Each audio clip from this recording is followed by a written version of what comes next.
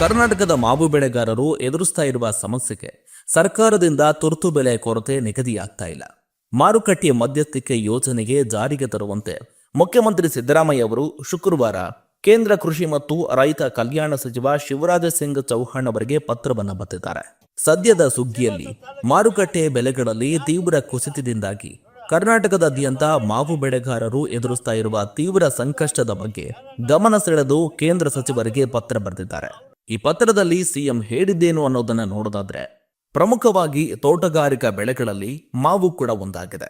ಇದನ್ನು ಸುಮಾರು 1.39 ಲಕ್ಷ ಹೆಕ್ಟೇರ್ ಪ್ರದೇಶದಲ್ಲಿ ಬೆಳೆಯಲಾಗುತ್ತದೆ ಮತ್ತು ಈ ರಬಿ ಋತುವಿನಲ್ಲಿ ವಿಶೇಷವಾಗಿ ಬೆಂಗಳೂರು ಗ್ರಾಮಾಂತರ, ಬೆಂಗಳೂರು ನಗರ, ಚಿಕ್ಕಬಳ್ಳಾಪುರ, ಕೋಲಾರ ಮತ್ತು ಬೆಂಗಳೂರು ದಕ್ಷಿಣ ಜಿಲ್ಲೆಗಳಲ್ಲಿ 8 ರಿಂದ 10 ಲಕ್ಷ ಮೆಟ್ರಿಕ್ ಟನ್ ಉತ್ಪಾದನೆಯ ಅಂದಾಜು ಇದೆ.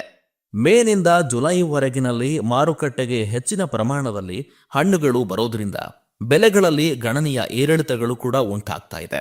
ನಮ್ಮ ವಿಜಯವಾಹಿನಿ ನ್ಯೂಸ್ ಚಾನೆಲ್ನಲ್ಲಿ ಪ್ರಮೋಷನ್, ಜಾಹೀರಾತು, ಅಡ್ವರ್ಟೈಸ್ಮೆಂಟ್ ನೀಡಲು ಸಂಪರ್ಕಿಸಿ 9535808456.